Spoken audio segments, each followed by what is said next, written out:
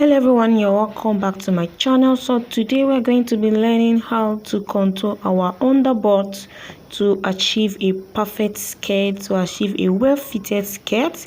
So if it's something you want to learn, keep watching.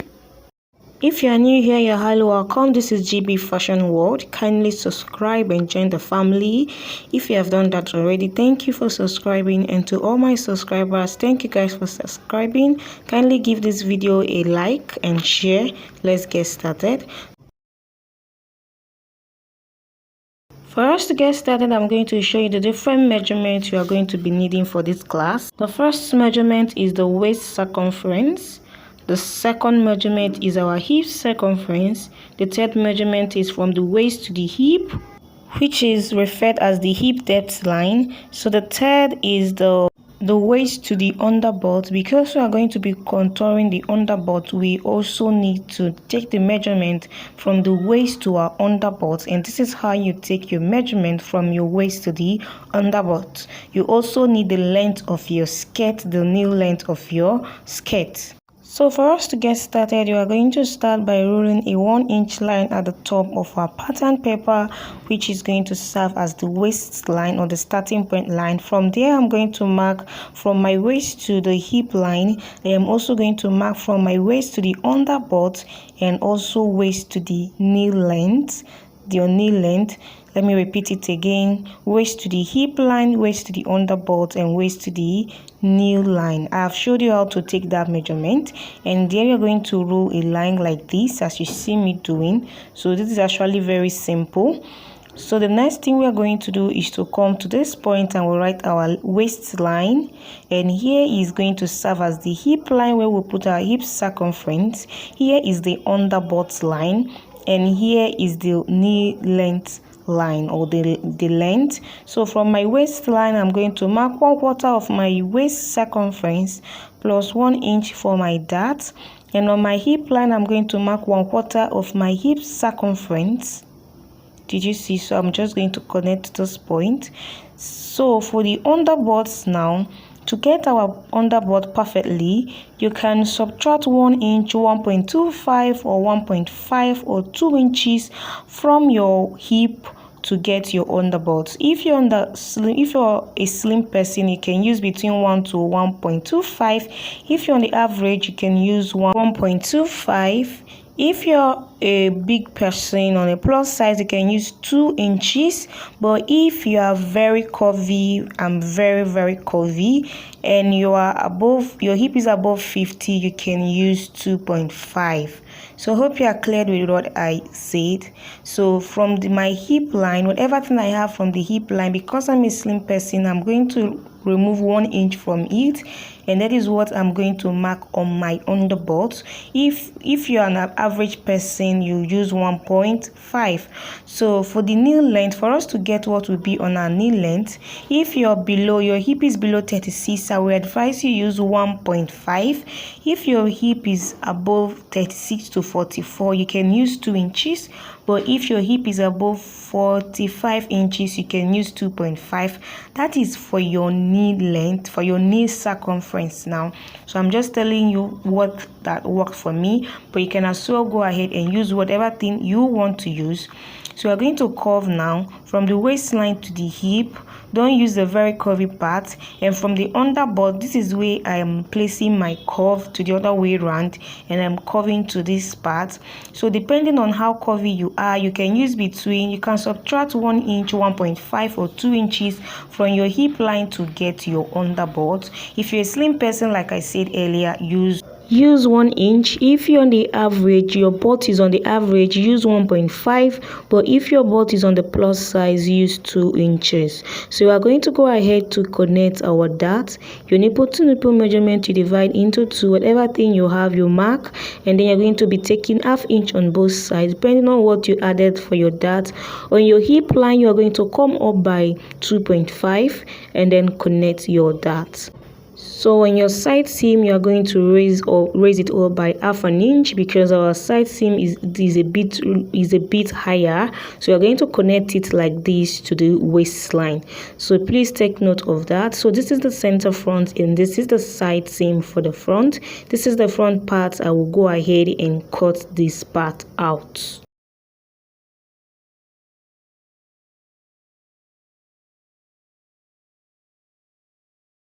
So after cutting, this is what I have. I'm going to flip my paper the other way around to get the back part of my skirt. So I've marked 1 inch. So I'm going to add my 1 inch zipper allowance and I'm going to transfer all these lines.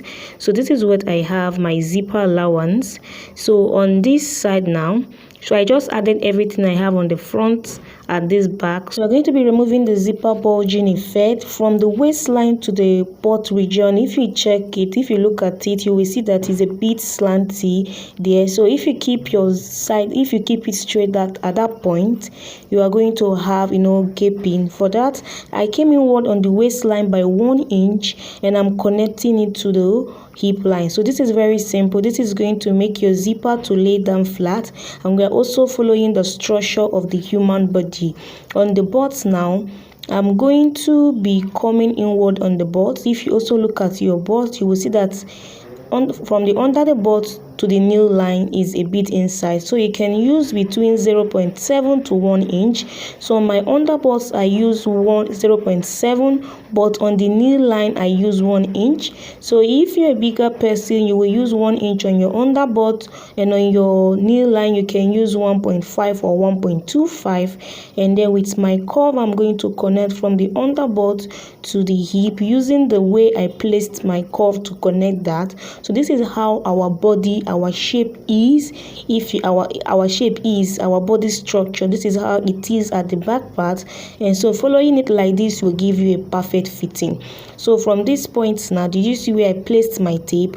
I'll go ahead and mark my waist circumference plus my 1 inch dart. Then from here, I'm also going to mark my 1/4 of my hip circumference. So you go ahead and connect it. It might not be as curvy as the front part, but don't worry, it's going to align.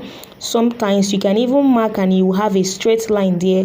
Don't just worry about it, it will align by the time you sew it. So on the butt, I'm also going to subtract 1 inch. Whatever thing you subtracted in your own front part, you also do that. So you can see where I'm placing my tape to mark all these things. And on my knee length, I subtracted 1.5 inch. I'm also going to do that. Subtracted 1.5 inch from my hip, and I'm also going to do that. So from my under butt to my knee, I connected, and this is how I'm placing my curve to connect from the under butt to connect from the hip to the under butt. Please take note of this. Don't place your curve the other way around. You will have a very bad effect at there. So this is what we have. As you can see, on the side seam, I'm also going to raise it up because our side seam is a bit up. So I'm also going to mark my dart, and then mark it also on the hip line, whatever thing you're using for your dart. And I marked 1/2 inch on both sides. For the back part, for the back dart, I came up by 2 inches. For the front, I came up from the hip line by 2.5, but on the back I came up by 2 inches. Please take note of that. So I went ahead to connect that my waistline. So this is the center back, and this is the side seam for the back, and this is the back part. You can see that this is very, very easy, though I'm rushing, but I'm trying to explain this in the way you understand. So you go ahead, follow the curve, and begin to mark your new zipper allowance. You must follow that curve to get your new zipper allowance. So this is quite simple and easy. So go ahead and connect that. So this is my new zipper allowance. Your zipper region is not meant to be straight, so that is why when you are done sewing your skirt, you don't get a very perfect fit. But if you follow this method, you will get a very perfect fit for your skirt. So go ahead and connect all the curves. So this is very simple and easy to make. So this is me trying to connect everything. Did you see that? So you connect, you can use your hand to blend every sharp point. So this is what we have at the back part. So here is the zipper allowance. This is our new zipper allowance. So if this video has been very helpful to this point, kindly give this video a big thumbs up and don't forget to share this video. And if you have not yet subscribed, what are you still waiting for? Please subscribe to get an amazing content on this channel. Please subscribe. So this is me trying to cut. Wherever you see any sharp point, try as much as possible to blend in there. Did you see? So this is what I have so far. So this is it. I am done cutting my pattern. So the next thing we are going to do, so this is what I have so far. So the next thing we're going to do is to work on the front waistline. Did you see the way my pattern is? If you're making an high-waisted skirt, you will leave your pattern like this. When I said high-waisted skirt, I mean if you are using your waistline above your belly button, you will leave your pattern like this. But if not, you come to the center front and then come down by 1 inch, to connect, because our front there, because of the tummy, so we need to give it this shape to make our tummy to relax. Hope you understood. If you are going to put your skirt on your belly button or below your belly button on your trouser waistline, this is how your waist should be. But if you are doing a high-waisted skirt, this is what you should have. So this is very simple. If you have a very big tummy, you can come down by 1.5. For me, I came down by 1 inch. If you don't understand what I explain here, kindly drop your question on the comment section and I will attend to you. So the next thing is to mark mine band of 1.5 inches, depending on what you want to use for your band. So you go ahead and connect. The side that has a curve, you use a curve to connect it. The side that have a straight line, you use a straight line to connect, and you try as much as possible to check that you have 1.5 inch on the band. So on the front also, I'm going to connect 1.5 inches. The reason I removed that 1 inch is because this skirt is not going to be an high-waisted skirt. So we need that curve at that center front for our tummy to relax or fit in well to our skirt. So you go ahead and label the part that is center front and the side front. You put this arrow to indicate how the band is going to be, so you will not place it the opposite way around. So here is the back and here is the front of the band. So I can go ahead and cut off this part. So this is very simple, and this is a perfect pattern. So I'm trying to cut off the band. So this is what I have. So in case you want to join your band, you want to get a straight band that will have the opening only at the center back. This is how you do it. You're going to place your dart. You're going to place your band. First, let's close the dart. So this is how you close your darts like this. Did you see? Because you're not going to be sewing your dart on your band. So you're going to close it up and use your masking tape and hold it down. Did you see that? So for the front, you also close it. Just take one dart leg and place it on the other dart leg. So that is how you close your band. You can use your masking tape and hold it down.